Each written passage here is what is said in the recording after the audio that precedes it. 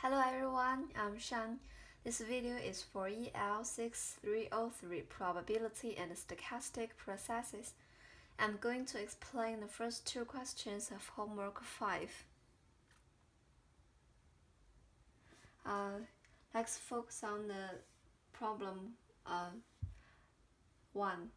X and Y are independent with density function fx and density function of y. And z equals to x plus y, find the density function of c. Use two methods. So here we firstly use convolution method.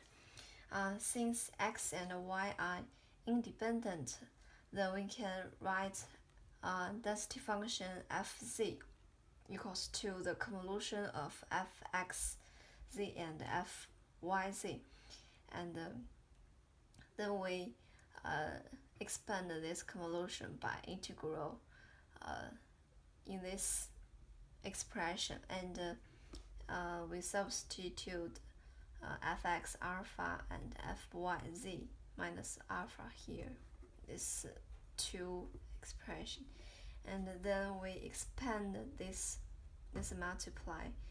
multiplication.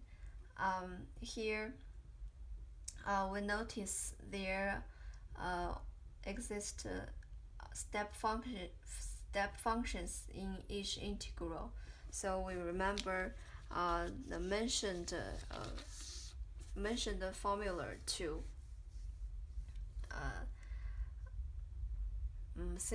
simplify the expression here. A general formula to determine the integral limits when step functions are involved. Here we notice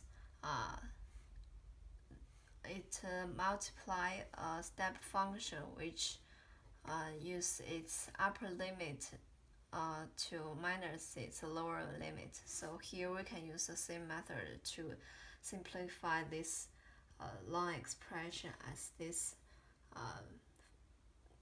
this form. So easily we can compute the four integrals and get the final result. This is convolution method, and now it's geometry method, and we know fx is can write as this form, and fy can write as this form. We know x is from 0 to 1 and y is from 1 to 2. So we can illustrate in this figure.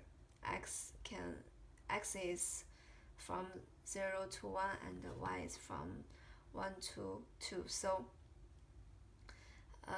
obviously z can only in this small grid.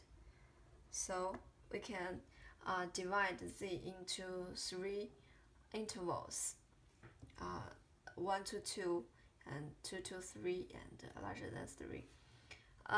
When z is 1 to 2, in this figure we can notice it's a triangle like this. So we can write a distribution function z as this form, and we know here the probability is equals to the area of these small angles. Here the both sides of this triangle is z minus 1, so the area is this.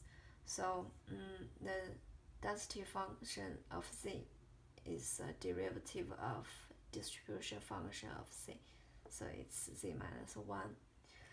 Then in the interval 2 to 3, z is larger than 2 and less than 3, so maybe this shaded area is a distribution function of z.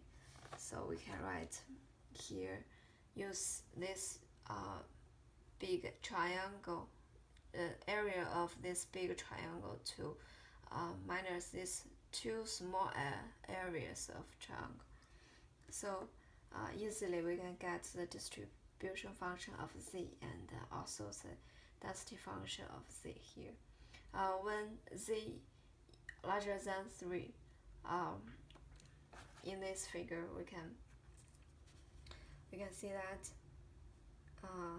anytime z is less than 1, z is less than z, so the distributive function of z is equals to 1, and its density function is 0. So we can draw the shape of density function of z is like this. This figure is also the figure for this expression, so we get the correct result. Now let's focus on the question 2. Given the density function of fxy, and to solve these 4 small questions, so let's solve one by one. The first one, draw the non-zero definition region of fxy. We know y is larger or equals to 1 and x is in this interval. So we can write, firstly we can draw the function y equals to x is this line, and draw the function y equals to 1 over x is this curve. So we know y is no less than 1, so it's the up direction. So here this bounded area is, this shaded area is a non-zero definition region of fxy. Okay, the second question, to find a so that fxy is a valid joint density function. It's obviously we have to satisfy this equality. The double integrals of fxy equals to 1. So here we substitute fxy by its expression here, and we can find x is much easier. We can find the integral of x is much easier than y. So here we can firstly compute the integral of x and then the integral of y. Here one point we should focus is on the limits of x is from 1 over y to y, and the limits of y is larger than 1, namely from 1 to infinity. So here we can do our computation, and here I use s to substitute along y, and naturally y equals to e to power the s, and use this method we can easily get the final integral result here. So we get a is equals to 1 over 2. This is question 2, and question 3, find and draw the marginal density function fx and fy. To compute fx, we know we can use this integral to compute the integral of fxy about related to y. We know y should be larger than no less than 1. So here we should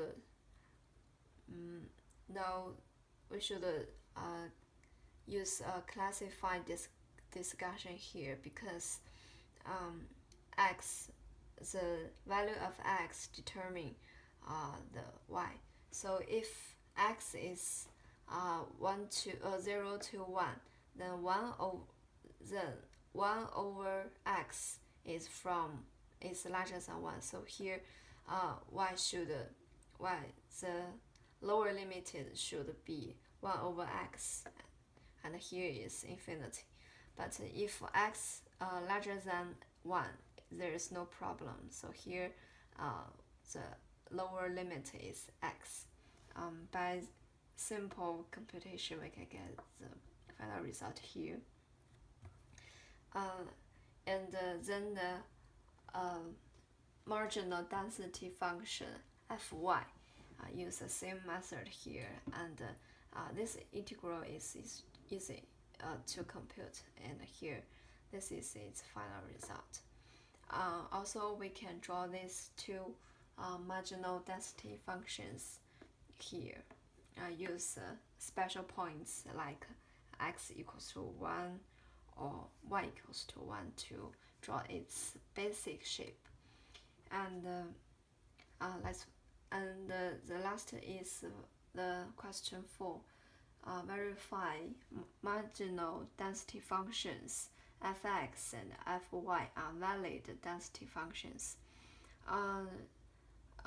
To verify they are valid, fx and fy should satisfy their integral is equals to 1. It is obviously because we have computed this similar integrals before, so we can get the result that both fx and fy are valid density functions. So this is all for homework 5, and thank you.